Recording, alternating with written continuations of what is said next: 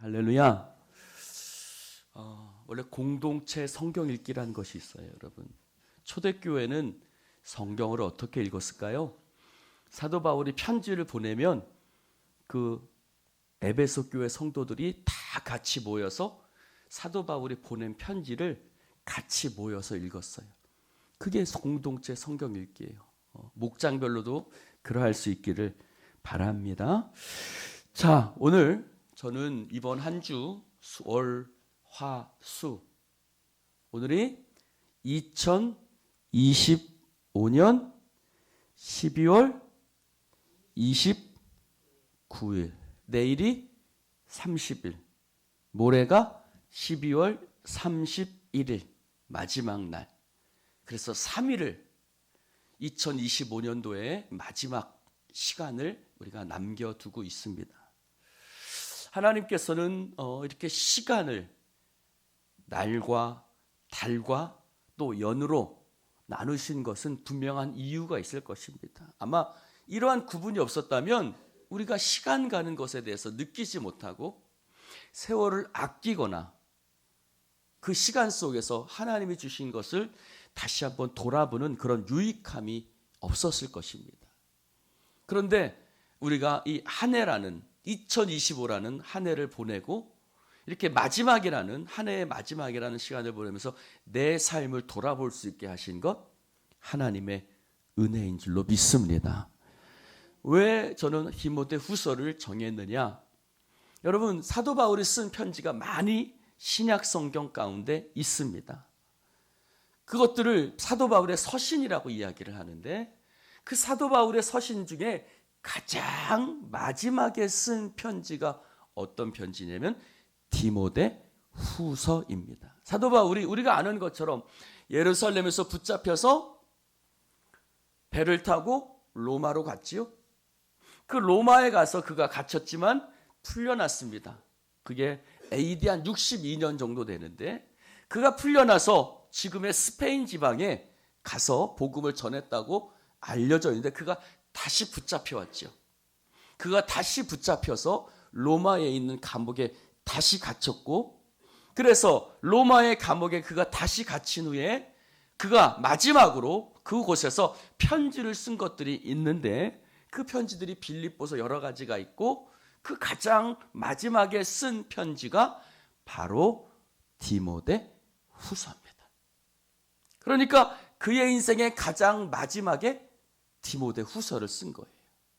그러니 그의 인생의 가장 마지막에 그가 무엇을 우리 가운데 하나님의 말씀으로 남겨주었나?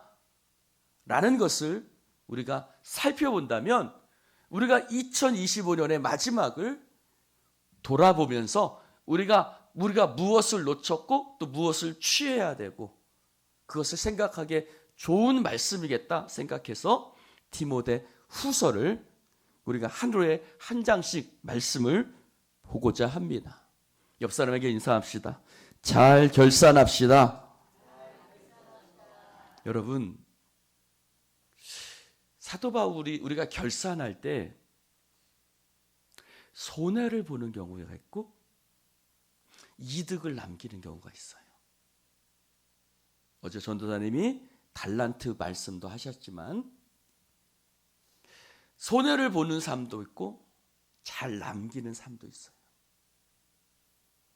여러분은 2025년도 잘 남기셨어요? 할렐루야. 아멘 할 수 있는 자에게 축복이. 할렐루야. 네. 아멘 할 수 있다는 건 참 감사한 일인 것 같아요. 사랑하는 성도 여러분, 자, 저를 좀 보십시오. 여러분은 어떻게 잘 남기셨나요? 사도 바울은 두 개의 삶으로 나뉘어져 있어요. 하나는 다메섹 도상에서 예수를 만나기 전의 삶. 또 하나는 다메섹 도상에서 예수 그리스도를 만났던 삶. 그 두 개의 삶으로 사도 바울의 삶은 나눠질 수 있습니다. 여러분, 그 두 개의 삶 중에서 여러분들은 어떤 인생을 동경하세요? 어떤 인생을 살고 싶으세요? 한번 생각해 볼까요? 사도 바울이 다메섹 도상에서 예수를 만나기 전에 살았던 삶은 어떤 삶이죠? 가말리엘의 문화였어요. 로마의 시민권자였어요. 부자였어요. 남부러울 것이 없는 인생을 살았어요. 그는 공부도 많이 해서 사람들에게 존경도 받았어요. 열심히 있었어요. 집안도 좋았어요. 그는 모든 것에 부족함이 없는 그런 삶이었어요. 그런데 사도 바울은 우리가 동경하고 우리가 바라고 우리가 원하는 그러한 삶을 다메섹 도상에서 예수 만나기 전에 살았지만 그는 그 살았던 자신의 삶을 뭐라고 얘기해요? 나는 그 모든 것을 해로 여긴다고 얘기를 했어요. 할렐루야. 우리는 동경하는데 그는 해로 여긴다 그랬어요. 내가 그 모든 것들을 해로 여기고 내가 그 모든 것을 배설물로 여긴다고 얘기했어요. 할렐루야. 여러분 오늘 말씀을 보면서 사도 바울은 그가 다메섹 도상에서 예수를 만난 이후의 삶에 대해서 얘기를 하고 있는데 어때요? 자신의 삶에 대해서 후회하는 것 같아요? 감사하고 만족해하는 것 같아요? 감사하고 만족해하죠? 그 이전에 다메섹 이전의 삶에 대해서는 해로 여기고 배설물로 여긴다는 것은 후회한다는 뜻인데 오히려 그 이후의 삶에 대해서는 감사하고 만족해하고 하나님 앞에 영광을 돌리고 있어요. 그러면 그 이후의 삶은 어떤 삶이었을까? 오늘 말씀해 보니까 그 이후의 삶은 주님을 증거하는 삶이었고 주님을 위해서 갇힌 자 된 삶을 살았고 주님을 위해서 고난받는 삶을 살았어요. 어떤 삶이었다고요? 고난받는 삶. 할렐루야. 그는 고난받는 삶을 살았어요. 그는 이전에 가지고 있던 것을 모두 다 버리는 삶이었어요. 내가 배설물처럼 다 여기고 모든 것을 다 버렸다라고 그랬어요. 그는 세상의 끄트머리가 되는 삶이었어요. 고난의 삶이었어요. 그런데 그가 고난과 끄트머리가 또 그 모든 사람들이 다 나를 버렸다고 얘기를 하고 있는데 세상에서 버림받는 삶을 살았는데 오히려 이전과는 다른 버림받는 세상에서 인정받지 못하는 삶을 살았는데 오히려 그의 삶의 마지막 편지 속에는 후회나 자신에 대한 자책이나 그런 것이 있지 않고 오히려 여러분들이 말씀하신 것처럼 감사와 기쁨으로 하나님 앞에 충만한 것을 볼 수가 있어요. 할렐루야. 사랑하는 성도 여러분 한 해의 인생을 살아오면서 여러분은 감사와 기쁨과 충만함이 있습니까? 아니면 자책과 후회가 있습니까? 무엇이 우리를 자책하게 하고 무엇이 우리에게 하나님 앞에 영광을 돌리게 할까요? 바울은 예수 만나기 전에 가졌던 그 후회를 이제는 더 이상 갖고 있지 않습니다. 모든 것을 잃어버리는 삶이었지만 인정받지 못하는 삶이었지만 후회하지 않아요. 오히려 디모데에게 뭐라 그래요? 나와 같이 살아라. 할렐루야. 나와 같이 살아라. 목회자 자녀들 중에 그런 사람들이 많아요. 나 엄마 아빠처럼 살기 싫어. 그런 자녀들이 많이 있어요. 또 권사님 장로님들 중에 하나님의 믿음으로 열심히 살아왔지만 막상 자신의 자녀가 목회자가 된다고 하면 아이고 왜 그런 길을 가려고 하니 말리는 권사님 장로님들도 사실 많아요. 왜 그러죠? 경제적인 어려움, 고난, 아픔, 포기 뭐 그런 것들을 삶이기 때문에 대부분 그렇습니다. 그런데 바울은 내가 주를 위해서 받았던 고난을 결코 부끄러워하지 않는다고 얘기를 해요. 그러면서 디모데에게 나와 함께 고난을 받으라고 이야기를 합니다. 자신이 살아왔던 삶에 대한 후회가 없던 거예요. 할렐루야. 사랑하는 성도 여러분, 그가 후회하지 않는 이유는 무엇일까? 오늘 12절을 한번 봅시다. 같이 한번 읽어볼까요? 시작. 이로 말미암아 내가 이 고난을 받되 부끄러워하지 아니함은 내가 믿는 자를 내가 알고라고 그랬어요. 내가 믿는 자를 내가 안다라는 거예요. 여러분, 이 말씀이 뭘까요? 예수님께서 십자가 위에서 뭐라고 기도하셨죠? 엘리 엘리 라마 사박다니, 나의 하나님 나의 하나님 어찌하여 나를 버리셨나이까. 그러나 그분의 마지막 기도는 뭐였으며, 아버지 내 영혼을 아버지 손에 부탁하나이다 했어요.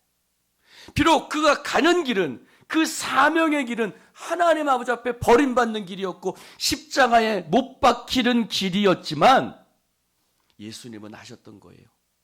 뭐라고요? 하나님이 나의 아버지 되신다는 거예요. 할렐루야. 하나님께서 두 팔 벌려 예수님을 저 영원한 천국에서 기다리고 계신다는 것을 알았어요. 여러분, 저는 이 말씀을 읽으면서 이런 생각이 들었어요. 여러분, 때로는 살아가면서 아주 힘든 날이 있어요. 아주 힘든 날이 있는데 막 힘들 때 생각나는 게 있어요.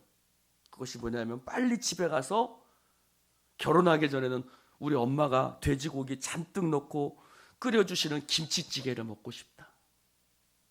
결혼한 이후에는 집에 가서 우리 집사람한테 된장찌개 끓여달라고 해서 된장찌개 먹고 싶다. 그런 생각이 들 때가 있어요. 마찬가지죠. 내가 믿는 자를 내가 안다는 말씀은 뭘까요?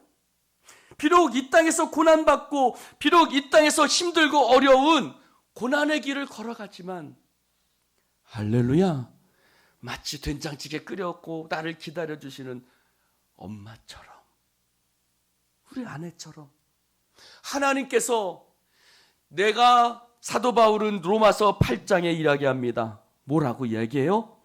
나를, 예수 그리스도 안에서 나를 향한 하나님의 사랑을 그 어떤 것도 끊을 수 없다라고 고백해요. 할렐루야. 사랑하는 성도 여러분, 바로 그것입니다. 내가 믿는 자를 내가 압니다. 그분이 나를 사랑하시고 나와 함께 계시며 내 삶을 영원한 천국으로 이끄시며 지금도 내 삶 속에 영원한 목자 되셔서 내가 사망의 음침한 골짜기로 걸어갈지라도 주의 지팡이와 막대기로 나를 지켜주신다는 것을 내가 압니다. 여러분, 우리가 다 믿는다고 얘기해요. 저는 이 말씀을 읽으면서 내가 믿는다고 얘기했어요. 저도. 근데 내가 주님을 알지는 못했다라는 생각이 들어요.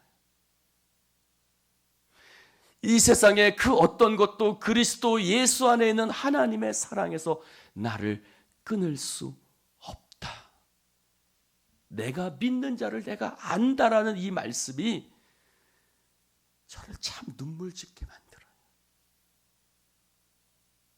정말 내가 주님을 알고 있었는지, 내가 정말 그분을 확신하고 있었는지. 그러면서 뭐라 그래요? 12절에 이로 내가 믿는 자를 내가 알고 또한 내가 의탁한 것을 그날까지 그가 능히 지키실 줄을 확신한다 그랬어요. 여러분, 확신한다는 말이 뭘까요? 우리나라 성경에는 확실히 뒤에 있지만 원어 성경에는 확신이 먼저예요. 여러분, 그게 맞는 것 같아요. 왜요? 확신이 있어야 그 길을 걸어가거든요. 할렐루야. 확신이 있어야, 믿음이 있어야 걸어가요. 그러니까 확신이 먼저 있어야 돼요. 그래서 원어 성경에 보면 나는 확신한다 라는 말이 먼저 있어요. 무엇을? 내가 의탁한 것을 그가 그날까지 능히 지켜주실 것을 확신한다. 이것이 먼저 있어요. 할렐루야. 확신한다는 말이 뭘까요? 설득당했다라는 말이에요. 설득당했다. 내가 하나님께 설득당했다는 거예요. 왜 그는 하나님께 설득당했을까요? 하나님이 내게 사명을 맡겨주시면서 오늘 말씀해 보니까 내가 의탁한 것, 주님께서 내게 맡겨주신 사명, 그 아름다운 것, 그것을 내가 믿고 붙들고 살아갈 때 그가 능히 지켜주실 것을. 할렐루야. 나는 믿기 때문에 설득당한 거예요. 할렐루야. 여러분, 왜 못 걸어가세요? 믿음의 길을. 왜 담대하게 내 자신을 믿음으로 올려놓지 못하세요? 그는 이렇게 얘기를 해요. 하나님이 우리에게 주신 마음은 두려워하는 마음이 아니다라고 그래요. 우리가 두려워하는 이유가 뭐예요? 나를 부르신 자를 내가 알지 못하기 때문에. 그날까지 그가 능히 지키실 줄을 내가 확신하지 못하기 때문이에요. 여러분, 지난 한 해 동안 내가 믿음으로 살지 못했던 이유, 내가 두려움 가운데 있었던 이유, 그것은 그분에 대한 확신이 없었기 때문에, 즉 내가 설득당하지 못했다. 우리가 하나님 앞에 설득당하지 못했어요. 무엇에 설득당했어요? 세상에 설득당했어요. 세상이 우리를 설득하죠. 너 그렇게 살면 안 돼.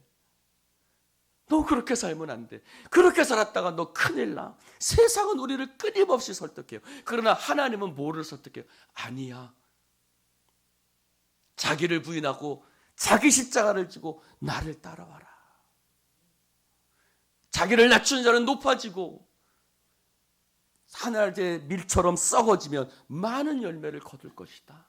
하나님은 우리를 설득하시는데, 여러분, 우리는 교회에 와서 수없이 하나님의 말씀을 듣고 그 말씀으로 저는 여러분을 설득하려고 하지만 우리가 하나님의 말씀에 설득당하지 못할 때가 너무 많은 거예요.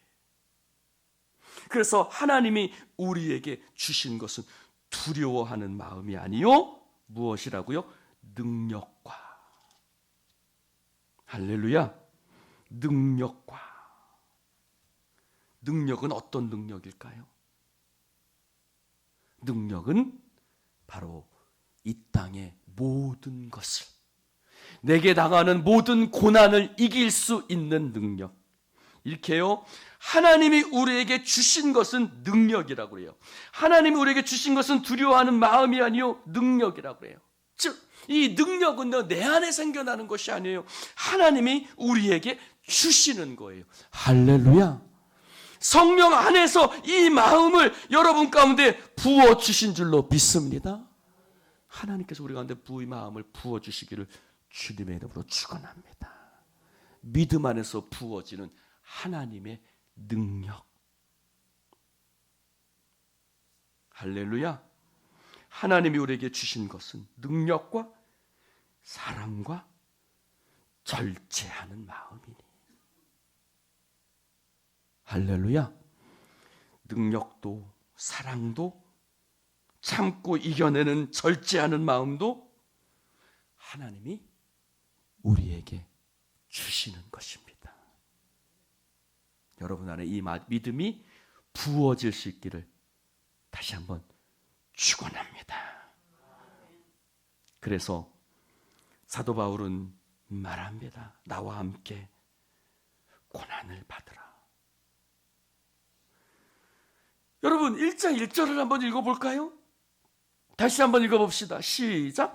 하나님의 뜻으로 말미암아 그리스도 예수 안에 있는 생명의 약속대로 그리스도 예수의 사도된 바울은 사랑하는 아들 디모데에게 편지하노니 하나님 아버지와 그리스도 예수 우리 주께로부터 은혜와 긍휼과 평강이 내게 있을지어다. 여기 두 가지 단어가 있어요. 첫 번째는 생명의 약속이에요. 여러분, 우리에게 생명의 약속이 있어요. 바울은 그것을 알았어요. 그 생명의 약속을 잊기 때문에, 붙들었기 때문에 그는 고난 중에서도 은혜와 궁율과 평강을 누리는 삶을 살았던 거예요. 할렐루야. 사랑하는 성도 여러분, 생명의 약속이 그리스도 예수 안에서 우리에게 있는 줄로 믿습니다. 그 생명의 약속을 붙드시기를 바랍니다. 그 생명의 약속을 가진 사람은 은혜를 누려요, 궁유를 누려요, 평강을 누려요. 그러나 그 생명의 약속을 붙들지 못하는 사람은 은혜가 없어요. 하나님의 궁유를 누리지 못해요.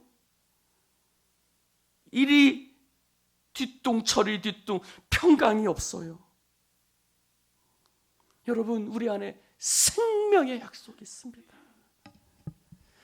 그리스도 예수 안에 있는 생명의 약속대로, 그러므로 내게 은혜와 궁율과 평강이 있을지어다. 할렐루야. 보세요. 그리스도 예수 안에 생명의 약속이 있어요. 그리스도 예수 우리 주께로부터 은혜와 궁율과 평강이 있어요. 할렐루야. 우리가 예수를 위해서 나아가고 주님 앞에 때로는 그것 때문에 고난도 당하고 하지만 그분 안에 생명의 약속이 있기에, 그분 안에 은혜와 궁율과 평강이 있기에, 할렐루야, 우리는 그분을 붙드는 것입니다. 기도합시다.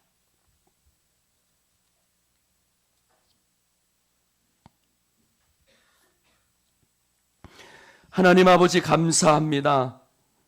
오늘 주님 말씀을 함께 나눌 수 있도록 축복해 주시니 감사합니다. 주여, 오직 주님 안에 생명의 약속이 있고 당신 안에 은혜와 궁율과 평강이 있사오니 우리가 두려워하는 마음을 버리고 하나님이 주신 능력과 사랑과 근신하는 마음으로, 절제하는 마음으로 하나님 이 땅에서 믿음으로 살아갈 수 있도록 역사하여 주시옵소서. 주님, 우리가 지난 한 해 동안 살아왔던 우리의 삶이 때로는 부끄러움일지라도, 때로는 그 속에서 이 땅의 것을 많이 누리지 못한다 할지라도, 그러나 부끄러워하지 아니함은 하나님 그 모든 것 속에 생명의 약속이 있는 것을 믿습니다. 하나님 영광 받아 주시옵소서. 오늘 주님 앞에 예물을 올려드립니다. 강정문 이영재 권사님, 아버지 오직 감사뿐입니다 라고 드리는 예물 연락하시고, 이 감사의 제물이, 이 감사의 마음이 우리 모두에게 있게 하여 주시옵소서. 감사드리며 예수님 이름으로 축복하며 기도드리옵나이다.